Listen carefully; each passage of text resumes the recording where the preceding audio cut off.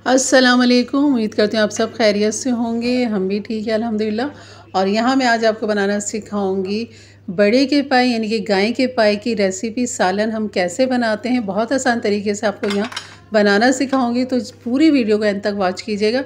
चलिए बनाना शुरू करते हैं। बिस्मिल्लाहिर्रहमानिर्रहीम। यहाँ पर मैंने ले ली थी कढ़ाई। पहले हम इसका मसाला तैयार करेंगे। पाए को मैंने उबलने के लिए रख दिया है धो के। और यहाँ पर 3 बड़ी साइज़ की प्याज ले ली थी, 10 से 15 हरी मिर्च होंगी ये।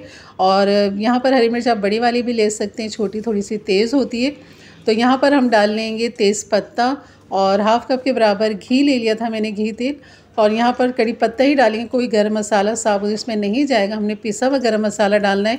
और उसके बाद यहाँ डाल देंगे 2 टेबल स्पून भर के अदरक लहसुन का पेस्ट।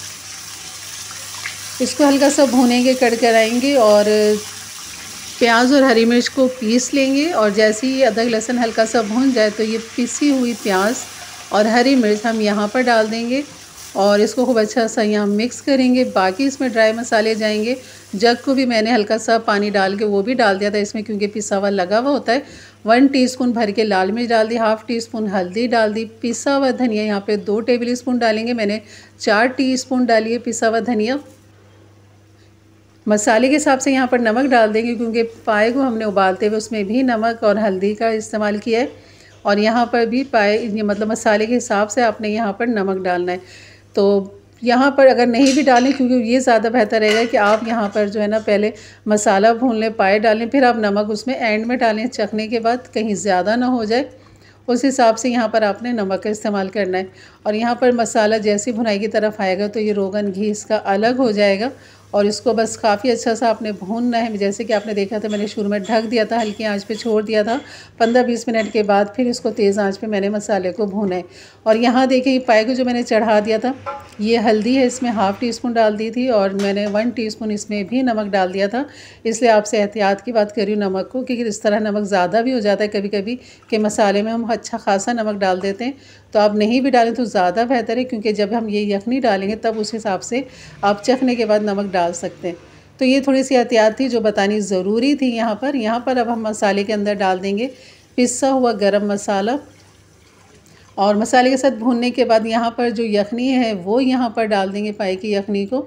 और अगर आपने शोरबा बहुत गाढ़ा रखना है तो यखनी को खूब अच्छा सा पका लें, गाढ़ा कर लें, उसके बाद आप डाल दें। और यहाँ पर मैंने यखनी सारी डाल दी थी। और यहाँ पर जो पाए थे ये भी हम इसके अंदर डाल देंगे। मसाले के साथ गोश्त को इसलिए नहीं भूना क्योंकि ये फिर काफ़ी अच्छा गला हुआ है तो मज़ीद ये टूट जाता। तो अगर आपका ज़्यादा गला हुआ ना हो तो फिर आप इसमें डाल सकते हैं। मसाले के साथ थोड़ा सा इसे भूनें, उसके बाद यखनी डाल के इसको 15-20 मिनट या आधा घंटा मज़ीद और पका लें, ताकि पाए का गोश्त खूब अच्छा सा पक जाए, गल जाए। और यहाँ पर ये बिल्कुल तैयार था। मैंने 15 मिनट के लिए इसको हल्की आंच पर रख दिया था पकते हुए। अब ये आपको सर्व करके दिखाती हूँ, निकाल के दिखाती हूँ कितने मज़ेदार लजीज लग रहे हैं। लुक भी माशाल्लाह अच्छी है। तो बस गार्निश करें हरा धनिया हरी मिर्च के साथ, अदरक जूलियन के साथ। तो ये थी आज की रेसिपी। यकीनन अच्छी लगी हो तो लाइक कर दें, मेरे चैनल पे नए हैं तो सब्सक्राइब कर दें, बेल के बटन को क्लिक कर दें, ऑल के बटन को प्रेस कर दें, ताकि मेरी वीडियो की नोटिफिकेशन आपको मिलती रहे। इंशाल्लाह मिलते हैं फिर एक अच्छी नई रेसिपी। तब तक के लिए इजाज़त दें, अपना ख्याल रखें। अल्लाह हाफ़िज़।